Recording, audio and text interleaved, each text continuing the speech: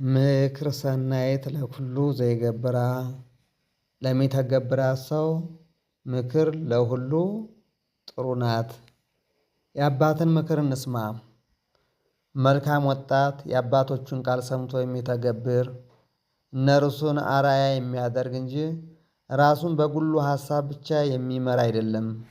ራየኒፎን በተሰኘው መጽሐፍ ውስጥ እንዲህ የሚል አለ።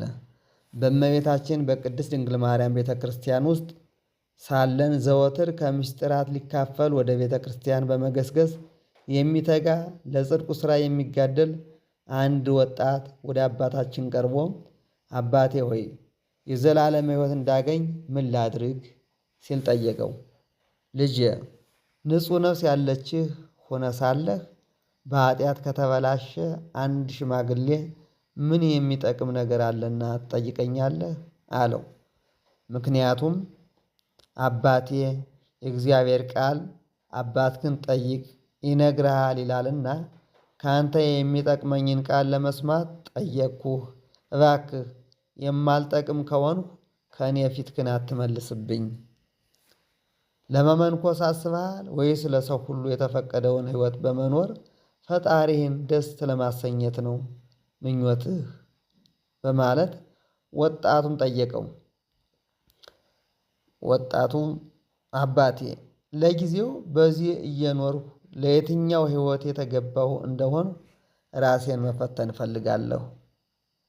ከዚያ የእግዚአብሔር ፈቃድ ወደምትመራኝ እሄዳለሁ አለ። አባም እንግዲያውስ ልጄ በሰዎች መካከል የምትኖር ከሆነ በእነዚህ ነገሮች ዙሪያ ጥንቃቄ ልታደርግ ይገባሃል። በማንም ላይ ትችትን አትሰንዝር። በማንም አትሳለቅ። ለመቆጣት አትቸኩል። ማንንም አትናቅ። እገሌና እገሌ በቅድስና ይኖራሉ፣ እገሌና እገሌ ደግሞ በኃጢአት ተውጠዋል ብለህ ከመናገር ተጠንቀቅ። ምክንያቱም በማንም አትፍረድ ማለት ይህ ነውና። ሁሉንም ሰው በተመሳሳይ ሐሳብ በእኩል ወዳጅነት በንጹሕ ልቦና ተመልከት። እንደ ክርስቶስ አድርገህ ተቀበላቸው። በሰዎች ላይ የሚፈርድን ሰው ጆሮህን ከፍተህ አትስማው፣ አታዳምጠው፣ አትከተለው። የበለጠ ግን በሚሰጠው ሐሳብ ተስማምተህ ደስተኛ እንዳትሆን ተጠንቀቅ። አፍህንም ጠብቅ። በሌላ አነጋገር ለመናገር የዘገየህ ለጸሎት የምትፋጠን ሁን። ምንም እንኳ እያደረገ ያለው ስህተት ቢሆንም በሌሎች ሲፈርድ የሰማኸውን ሰውም በሕሊና እንዳትፈርድበት ተጠንቀቅ።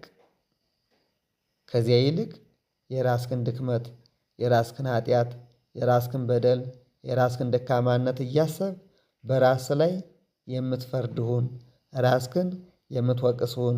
ራስህን የምታስተካክል ሁን አለው። እሱም አባቴ ሆነ የነገርከኝ ዘወትር ሳያቋርጡ በተጋድሎ ለሚኖሩ ነው። የማልጠቅም እኔ እግዚአብሔርን እንዴት ደስ ማሰኘት እችላለሁ? እንዴት ያለ ሥራ ሰርቼ እግዚአብሔርን እናስደስተዋለሁ? እኔ ኃጢአተኛ ነኝ፣ ደካማ ነኝ፣ እንዴት እችላለሁ? በማለት የመከረውን ሁሉ በደንብ ከሰማ በኋላ ጠየቀው።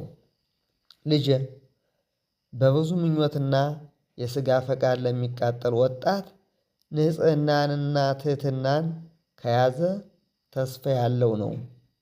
በጸጋ እያደገ እስኪሄድም ጌታ እግዚአብሔር አምላካችን ከዚያ በላይ አይጠበቅበትም። ስለዚህ ወጣትነትህን፣ ውብዝናህን በንጽሕናና በትሕትና አስጊጠው። ራስህን በትሕትና በቅድስና በንጽሕና ከሁሉ በታች አዋርድ። ይህን ካደረግ በእውነት ከክርስቶስ ጋር ኅብረት ይኖርሃል። ዝቅ ስትል ከፍ ያደርግሃል። ሌሎችን ስታከብር እግዚአብሔር ያከብርሃል። በሕሊናህም በቅድስና ታላላቅ ቅዱሳን የደረሱበት ከፍታ ላይ እንደወጣህ አታስብ።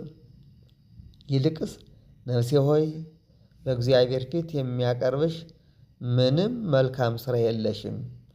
ዕለት ዕለት በክፋት በተንኮል በሐሜት በኃጢአት ከአጋንንት እንኳ እየባስሽ ሄደሻል፣ በድለሻል።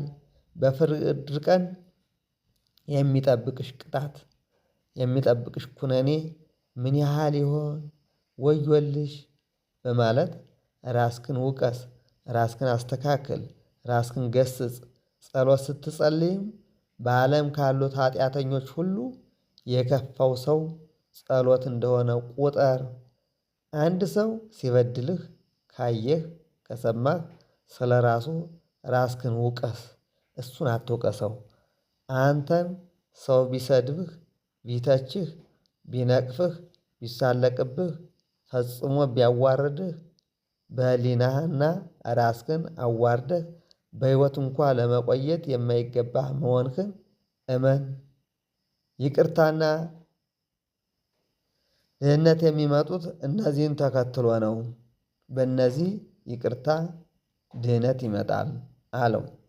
ታምራት የሚያደርጉ በትህትና በንጽህና ዝቅ ብለው ቅድስና ላይ ሲደርሱ ነው።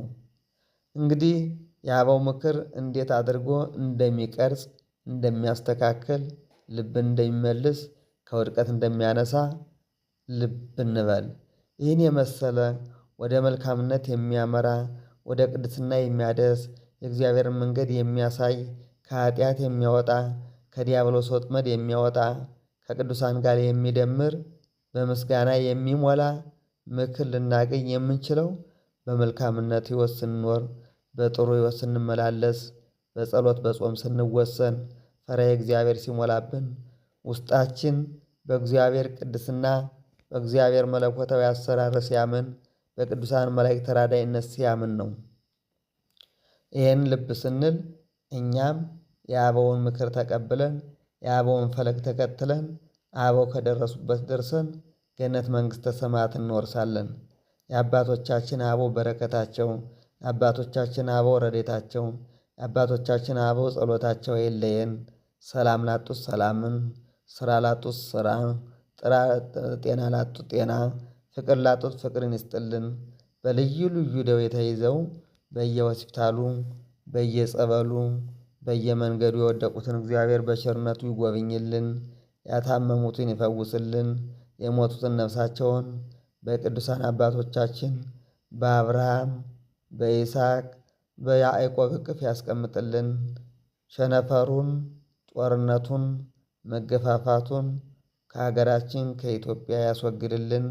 በስደት ያሉትን ወገኖቻችንን ሀሳባቸውን አሟልቶ ተምኔታቸውን ፈጽሞ በሰላም ወደ ሀገራቸው እግዚአብሔር ይመልስልን።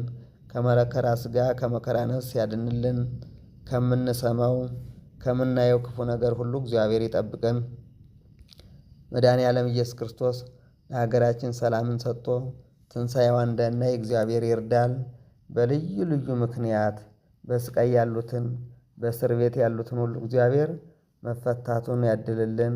ወስብሐት ለእግዚአብሔር ወለወላዲቱ ድንግል ወለመስቀሉ ክቡር። ይቆየን።